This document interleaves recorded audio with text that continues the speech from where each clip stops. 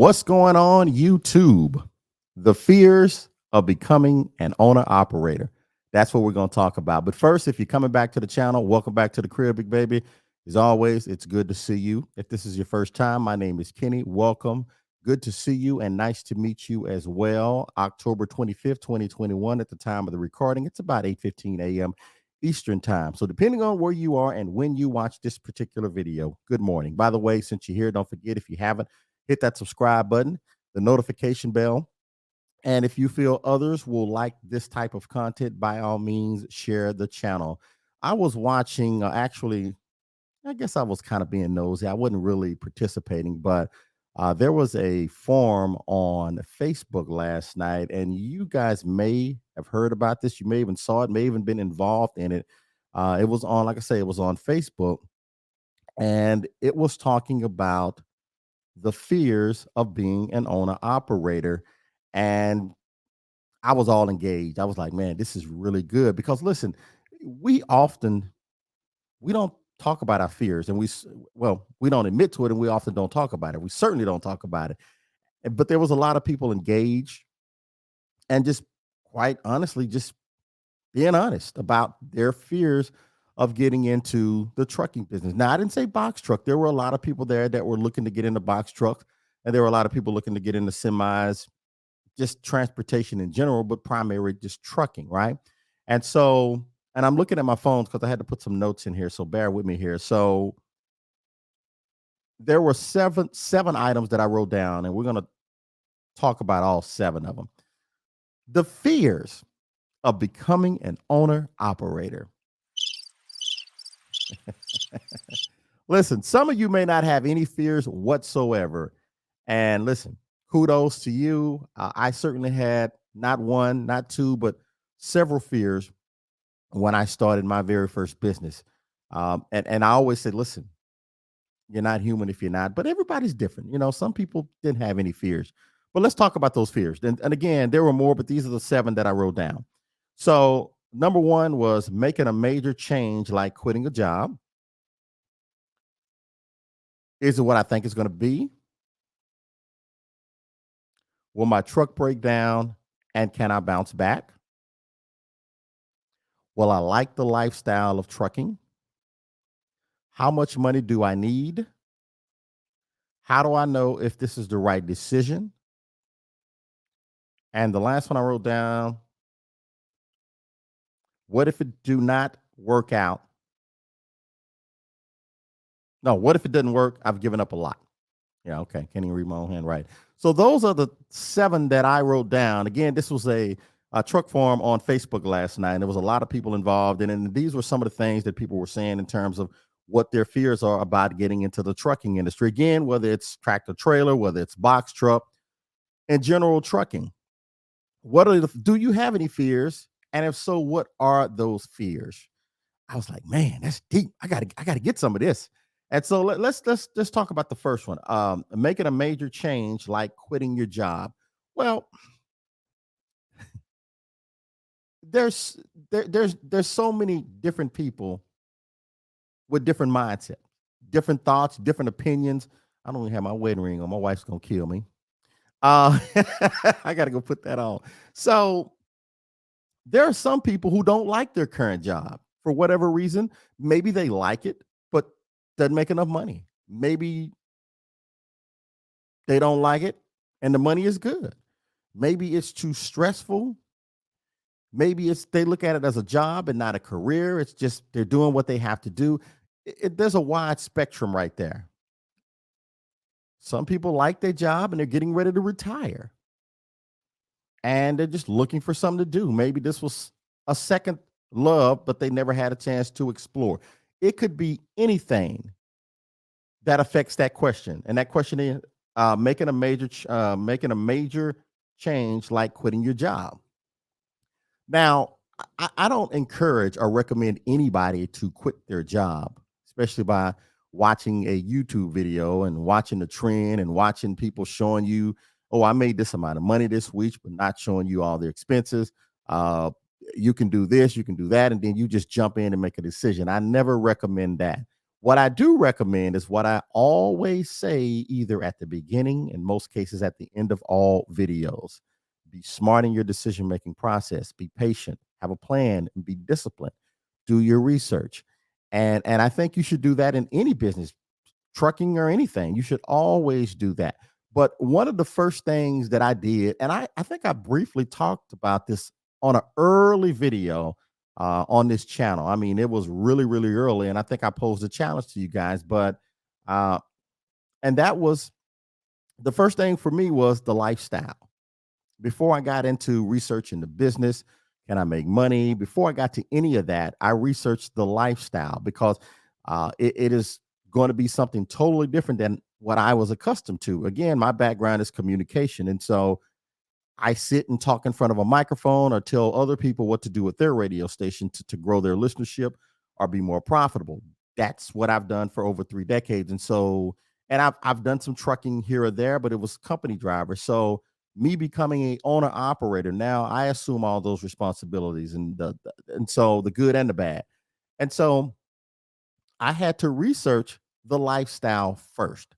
What does the lifestyle consist of? Well, that consists of driving a truck.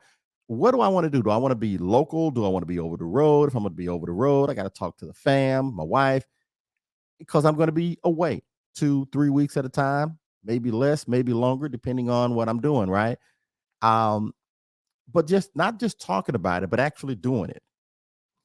And I shared this, I think, on a previous video, but I shared it with one of my friends who reached out and was thinking about doing it. Actually, this is a friend that I work with at one of the radio stations, and I said, "Listen, the only way you're going to know if this lifestyle is something that you're going to like is you got to go do it. So go rent you a truck. If you're looking at box trucks, go rent a box truck. You probably can't go rent a semi if you don't have a commercial driver line. Well, probably you can't. But if let's just say you're looking at box truck, go rent you a 26-foot box truck if you can find one, and do about a 1,200 mile run. Follow the DOT rules and regulations. So it's probably going to take you 2 days to do it, right? So now you get to see, number one, am I going to like driving that far every single day? So rent the truck, figure out what you're going to do. Are you going to sleep in a box truck? Not legal, but that's an option. They don't really enforce it that much. Or you're going to get a hotel. You're going to take that 30-minute break after 8 hours. And it's going to take you roughly 2 days to do it. Then turn around and come back. And when you get back, now some people say that's just not going to be enough to that. Well, I mean, that's true, but it may give you something as opposed to not doing any type of research as it pertains to getting behind the wheel. Then you can say, hey, you know what? I enjoyed it. I had some adverse weather, but it didn't bother me. There was some traffic, but it didn't bother me. I slept at a truck stop in the truck. I slept at a hotel. You will know, well, you'll have an idea if this is something you're going to like to do. Right? That's number one. This is what I did. I'm not telling you what to do, but research it and see if it's going to be something you're going to enjoy doing, especially if you're leaving a job that you don't like because you don't like what you do, but you make good money. You got a family. You got to do what you got to do. Well, can I make the same amount of money or maybe even more doing something that I enjoy? Less stressful. It may be for you. And I've always said, if you love what you do, we've heard this before. How does it go? If you love what you do, you never work a day in your life, something like that. But um, if you enjoy what you're doing, you're gonna be happy, right? And sometimes it's not always about the money. Did I just say that? It's always about the money for me. But anyway, it shouldn't be. It shouldn't be. But it's business. You're in business to make money, right? But if you find something that you like to do or love to do and you can make a living from it, then that's a trifecta, in my opinion. So let's move on. Let's see. Is it what I think it's going to be? Well, what do you think it's going to be? I mean, honestly, what do you think it's going to be? And you can answer that question for yourself. Do you think it's going to be peaches and cream every day? It's not.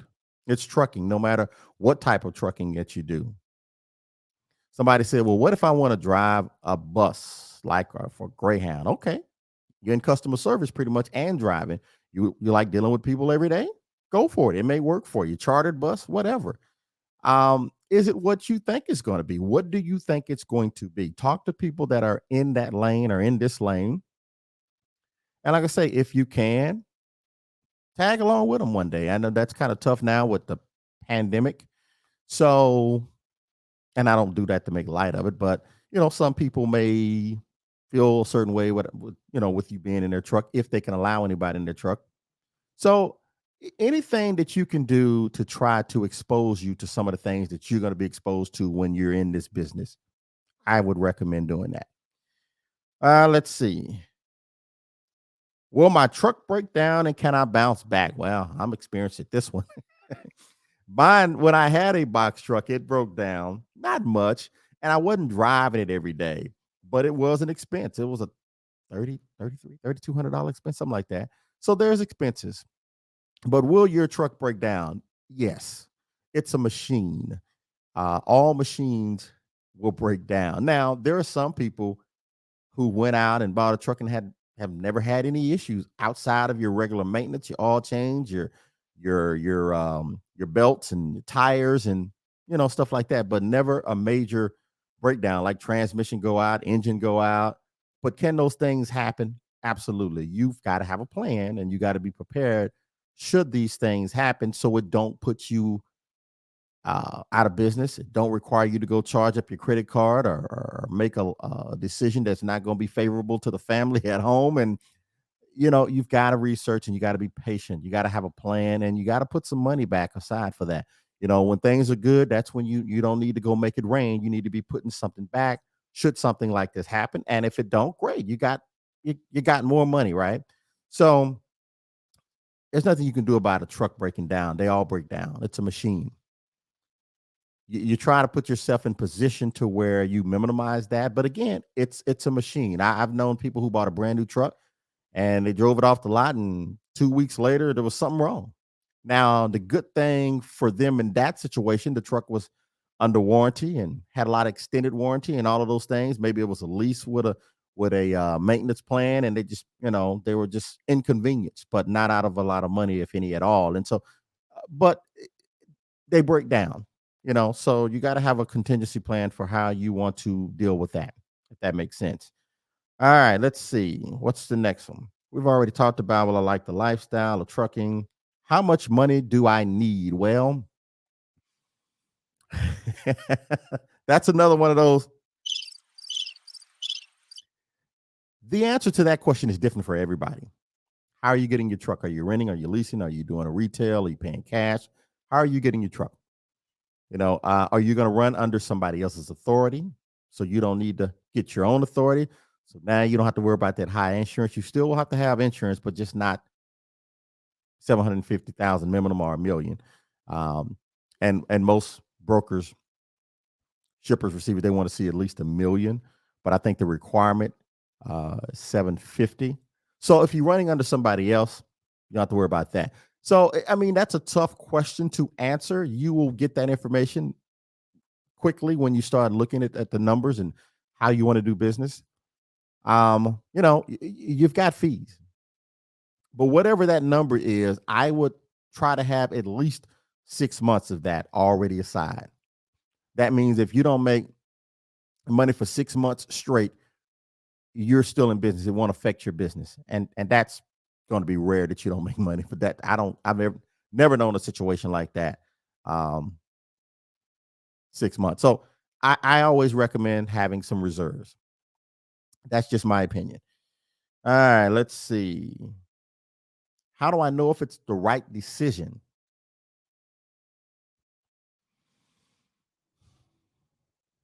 I don't know. I know. Here we go. I I don't know. I think I keep leaning on that word research. The more research that you do, now you're not going to know everything. There's going to always be something, but the more research you do, I think it helps in making the right decision. Remember, I often say money don't come with instructions, so you got to be smart in your decision making process. Make sure first, in my opinion, if it's something that you see yourself doing long term, will you like doing this? Do you like driving? Uh, are you okay with driving in adverse weather, rain, snow? Are you good with that? Are you a person that has to be in the bed and sleep by 9:30 every night? It's gonna be tough. So you've got to really be honest with yourself, do some research, and what is your expectation from it? What do you want to see come from, uh, whether it's tractor trailer, whether it's box truck? What do you want to see from it? And is it realistic? And if you're a single person, make a decision. If you're a family man, talk it over with your spouse. Bring them along in this research phase so you won't be trying to explain things. Make them a part of this from step number one. When you first have that thought, you know, bring them along so you guys will both be in the loop in this decision making process. Does that make sense? And that just prevents issues. Let me see. What if it do not work and I've given up a lot? You know, I always said that's the negative spin on it. What if, what if, what if, what if? And then you get to be a certain age, you're like, man, I shoulda did this, shoulda, woulda, coulda, right? If you never take any risk, it's safe to say we know where you're gonna be. You're gonna be where you are. And so you gotta take risk. Again, I'm not telling you to go and sell everything you own and put your house up for collateral. I'm not saying you got to be smart, but I always look at number one, failing is not an option, but I look at what if it work out as opposed to what if it don't work out. But I certainly understand, especially if you've got a lot of home obligations, and that's that's a tough one. I don't know if I can answer, or if I don't even know if I'm supposed to answer that question. But these are, and like I say, when I saw this on Facebook last night, it was like this is good stuff. This is something that it should be, in my opinion, required to answer before you make a decision to jump into this business. We're almost at 20 minutes, guys. I didn't want to keep you long, but I wanted to, when something's fresh on my mind, I'm like, let me do a video now before I forget all of this. And I probably still forgot some when I wrote it down. But the fears of becoming a owner operator. Do you have any fears? You may not have any. Like I said, you may not like your job. You may not like the stress. You may not like, I don't feel appreciated, or whatever the case may be. You may be liking your job and getting ready to retire. Maybe this is something you've always wanted to do. You wanted to see the country, and this may be the perfect way to do it. Maybe the money is not that big of a factor. You've taken care of your money. You don't really have any money issues. I'm going to just go buy a truck and try it out. Everybody's situation is different. You may not be making a lot of money, and this decision becomes really easy for you. Um, so yeah, I mean, it's something that just makes you think, right? Makes you think a little bit. Guys, thank you so very much as always. I appreciate you. We are on the track to 900. I don't often look at where we are in terms of how many people have subscribed to this channel, but I sincerely mean this when I say thank you.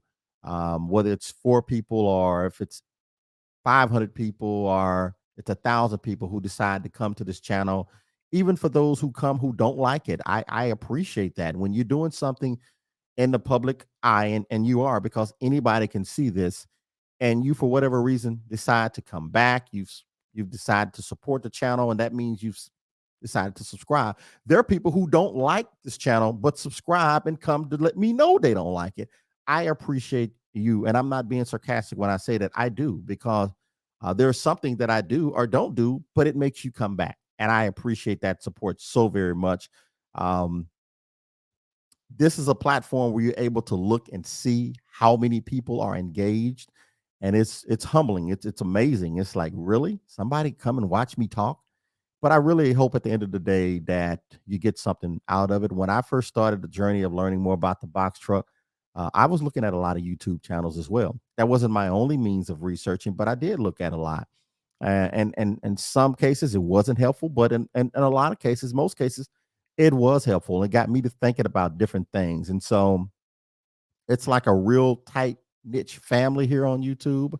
And I've met a lot of people. You know, some who've been doing this certainly a lot longer than me. Some have given me genuine advice. Some I have become friends. Some who not become friends. And so I really really do appreciate that. I really do, and I don't really spend a lot of time talking about it, but I mean that. I appreciate you for watching it, and I hope the things that I say is not just a cliche. I mean that when I say I hope that you and your family are well. I hope that your business is prospering because business can be hard, right? And sometimes it don't work out in the beginning, but keep trying and you'll be okay. I mean that. So thank you. If you haven't, and if I've earned it, hit that subscribe button, the like button, notification bell. And if you know somebody that could benefit from this type of content, share the channel or the video. If you have any questions, my email information is always in the description. If I don't respond, send it to me again because I get a lot of emails, and sometimes if it's not at the top of the chain, then I may forget about it. So please, just I don't mean anything by just or call me. You got my number. If not, it's easy to find. So boxtruckkenny@gmail.com. All right. Tough times, they don't last forever. Tough people always do. Money does not come with instructions. So you got to be smart in your decision making process. Have a plan, be disciplined, be patient, and you'll be okay. I know you will. All right. Thank you guys so very much for watching. Go out and make it a great Monday. I'm trying to figure out how to stop the recording here. We'll talk to you soon. Take care.